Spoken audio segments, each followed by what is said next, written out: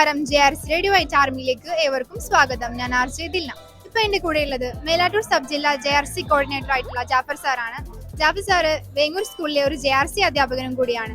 അപ്പൊ നമുക്ക് ജാഫർ സാറിനോട് തന്നെ കൂടുതൽ വിവരങ്ങൾ ചോദിച്ചറിയാം.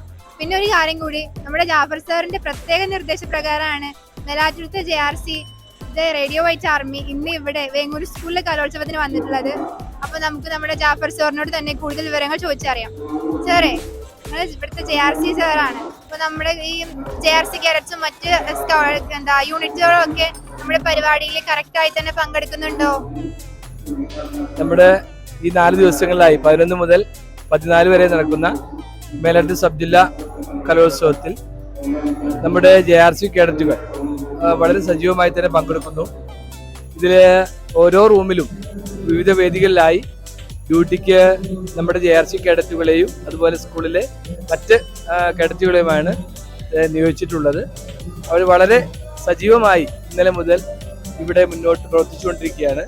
അതുപോലെ തന്നെ മറ്റ് കമ്മിറ്റി ഓഫീസുകളിലും, അതായത് പ്രോഗ്രാം ഓഫീസുകളിലും അതുപോലെ ട്രോഫി കമ്മിറ്റികളിലും ഫുഡ് കമ്മിറ്റികളിലും ഒക്കെ വളരെ സജീവമായി നമ്മുടെ JRC കേഡറ്റുകൾ വളരെ നല്ല രീതിയിൽ മുന്നോട്ട് അവരുടെ പ്രവർത്തനം നടത്തിക്കൊണ്ടിരിക്കുന്നു.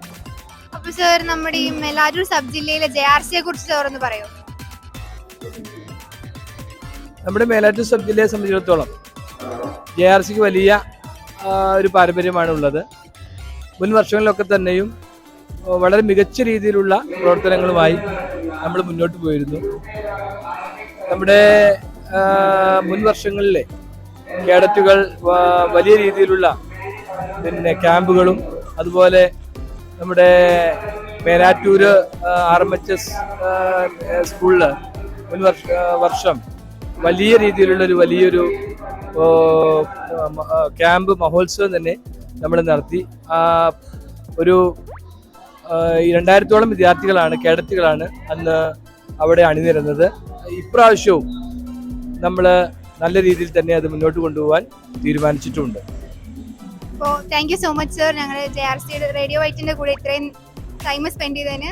JRC റേഡിയോ വൈറ്റ് ആർമി എന്നും നിങ്ങൾക്കൊപ്പം.